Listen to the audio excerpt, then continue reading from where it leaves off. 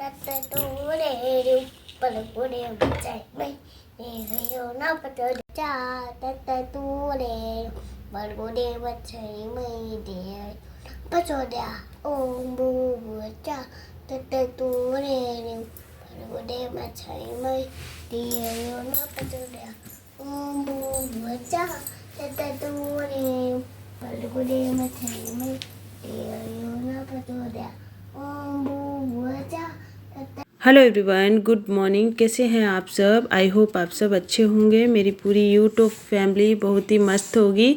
आप सभी को राधे राधे। तो बस शिवाय को मैंने नहला दिया, घर के सारे काम कर दिए और बस मैं पोछा लगा ही रही थी कि मुझे ये बहुत ज़्यादा परेशान कर रहा था। तो ये नहा चुका था, तो मैं इसको उल्लू बनाने के लिए मैंने बोला जाओ पूजा करो जाके थोड़ी देर बैठ के, तब भगवान ने तुमको खूब पढ़ाई करा देंगे, खूब बड़ा कर देंगे। तो शिवाय, आप सबने देखा ना शिवाय कैसे पूजा कर रहा है।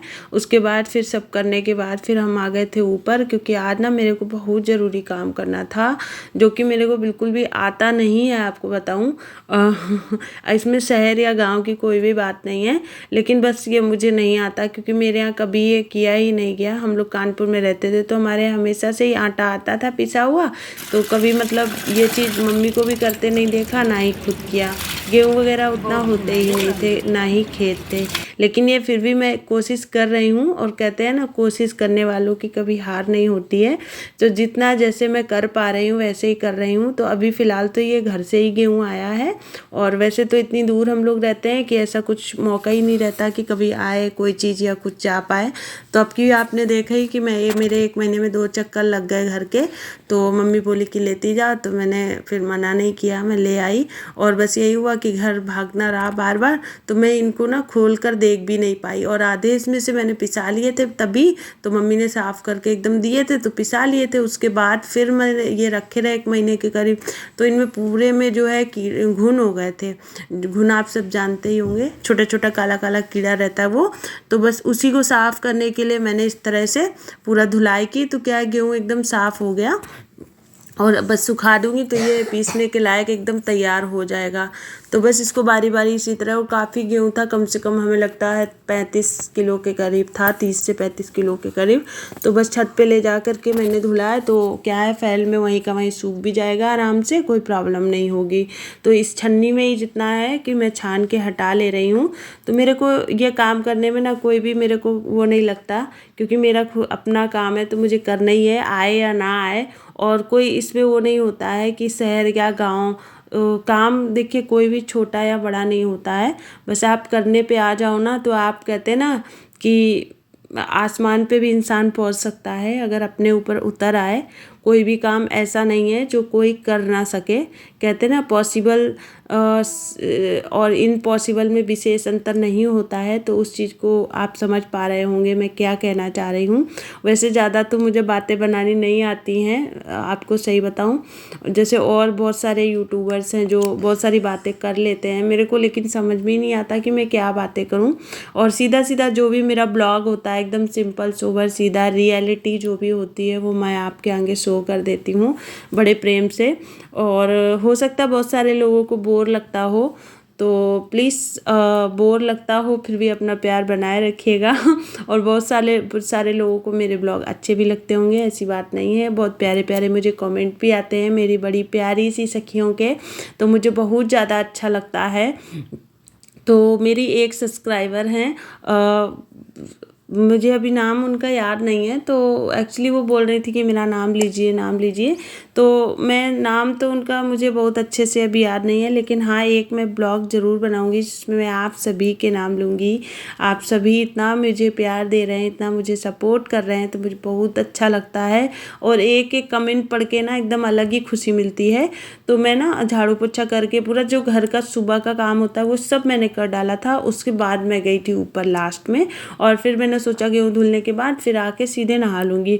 और आज शिवाय का जो स्कूल है नहीं, छुट्टी है, तो बच्चे तो स्कूल गए हुए हैं, काव्या रोई, और बस लौट के आके, और ये पालक वगैरह जो है मैंने रात में ही कट करके रख ली थी धुल के फ्रिज में, और बस सुबह देखिए इतने जल्दी से हो गया। और दाल को मैं गला करके गई थी, तो यहाँ पर पालक डाल दी है, उसके ऊपर से डाल दी है मैंने चने की दाल, और इसमें सिंपल हल्दी पाउडर और नमक डालेंगे, ज़्यादा कुछ मसाले नहीं डालूँगी।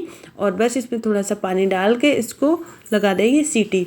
तो तो लगभग 3-4 सीटी में ये बन जाती है। और मुझे याद है जब हम छोटे थे बचपन में, मेरे घर में ये पालक बहुत ज़्यादा बनती थी और मतलब मेरे पापा को बहुत पसंद थी, आपको बताऊं, तो इसलिए बनती थी और हम सबको भी पसंद आती थी काफ़ी। कई बार मम्मी क्या करती थी, इसमें चने की दाल ना डाल के मटर डाल देती थी छील के, दाने मटर के, तो बहुत ज़्यादा स्वादिष्ट लगती थी। तो मुझे लगता है आप सबके भी इसको मतलब बोलते हैं ना आलन वाली पालक बोलेंगे, अरिहन वाली, हमारे यहाँ अरिहन बोलते हैं।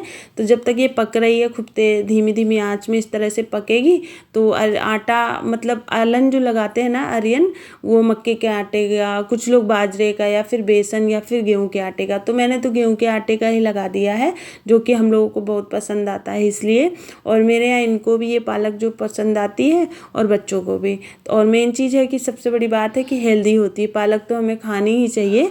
और इस तरह से बॉयल करके खाओ तो उसके जितने भी जो पोषक तत्व हैं वो सब हमें मिल जाते हैं, निकल नहीं पाते हैं, तो काफ़ी अच्छा रहता है। और ब्लॉग को पूरा देखें, अपना प्यार अपना सपोर्ट इसी तरह बनाए रखें। तो वैसे तो मेरे यहाँ लहसुन बहुत कम खाया जाता है, लेकिन अभी क्या है ना, बच्चों को खांसी वासी थोड़ी हो रही है, तो मैंने सोचा चलो आज लहसुन डाल के इसको तड़का दिया जाए, तो इसी बहाने से थोड़े से जवे जो है हमारे शरीर में जाएंगे। तो कहते हैं ना लहसुन गर्म होता है तो फ़ायदा भी करता है। और ये मिर्ची देख रहे हैं आप, ये मेरे बच्चे बिल्कुल भी नहीं खाते, कोई, मुझे लगता है सबके ही बच्चों का यही हाल होता है। तो मैं ये अलग कर लूँगी बाद में और ये मैं खुद ही खाऊँगी, क्योंकि मेरे पति देव को भी बहुत ज़्यादा मिर्चा लगता है इसलिए। तो बस चावल हो रहे हैं उधर और इधर मैं बना रही हूँ रोटी। तो अभी वही लगभग 12:30-1 बज रहा होगा, बच्चे तो स्कूल से आए नहीं हैं, लेकिन हम लोग का खाना पीना हो जाएगा टाइम से। फिर जब बच्चे आएंगे तो उनकी मैं रोटियाँ जो है बना करके कैसरोल में रख दूँगी। तो वो आप ब्लॉग में बने रहें, पूरा ब्लॉग देखें और साथ में लाइक कर दें हमारे चैनल को, हमारे ब्लॉग को। और वीडियो अच्छी लगे तो लाइक करें, चैनल में न्यू है तो सब्सक्राइब करें और घंटी के बटन को ज़रूर दबाएं।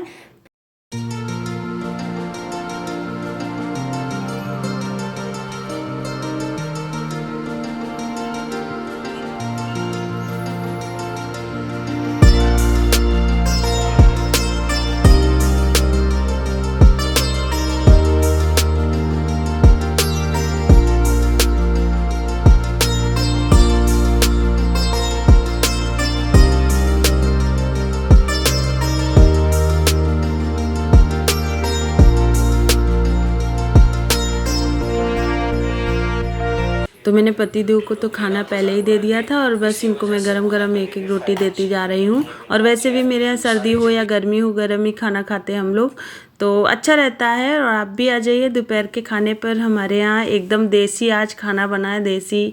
तो उसके बाद बच्चे आ गए थे, बच्चों को खाना दे दिया और आया था कोरियर।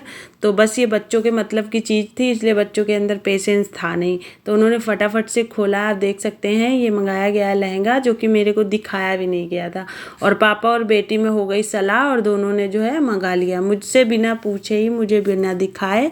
तो वीडियो अच्छी लगी हो तो लाइक कर दीजिएगा, चैनल में न्यू है तो सब्सक्राइब कर लीजिएगा। फिर मिलेंगे अगले वीडियो में, तब तक के लिए बाय।